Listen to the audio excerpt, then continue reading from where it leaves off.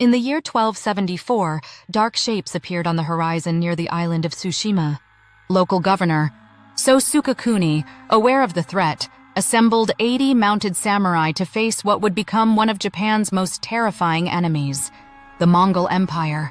Years earlier, Kublai Khan, grandson of Genghis Khan, had sent a message to Japan's rulers urging submission. Japan never responded. The silence was taken as defiance, and Kublai Khan prepared for war.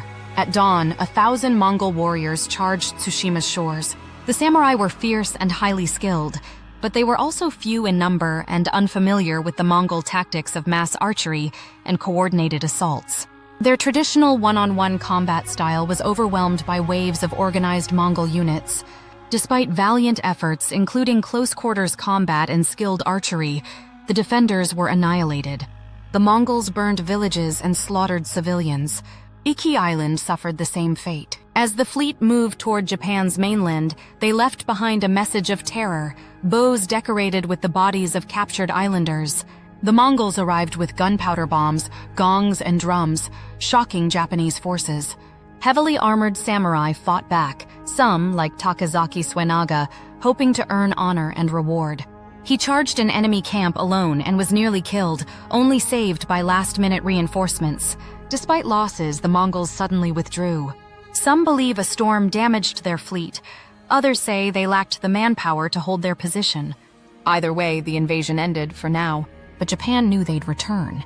Hojo Tokumuni, Japan's military ruler, had Mongol emissaries beheaded when they demanded submission again. Japan began preparing, building 12 miles of stone coastal defenses and turning to prayer for protection. Meanwhile, the Mongol Empire grew stronger. They had conquered the Song dynasty, gaining access to a powerful navy. In 1281, they launched a second invasion, larger, deadlier, and more determined. Once again, Tsushima and Iki were devastated. But this time, the Japanese were ready. Coastal fortifications prevented landings, forcing the Mongol fleet to remain offshore.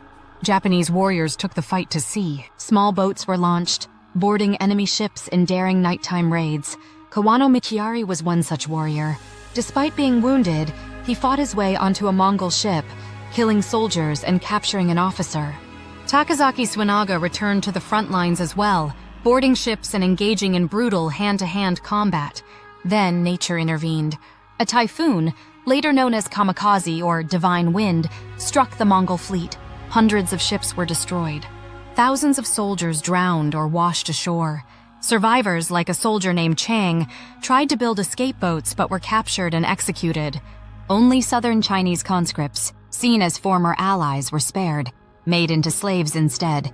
The Mongol invasions of Japan had failed twice. The Japanese had survived not just through bravery and preparation, but through the raw force of nature itself. For the mighty Mongol Empire, which once claimed dominion over the world, Japan would remain forever unconquered. So if you haven't already, make sure to subscribe and hit that notification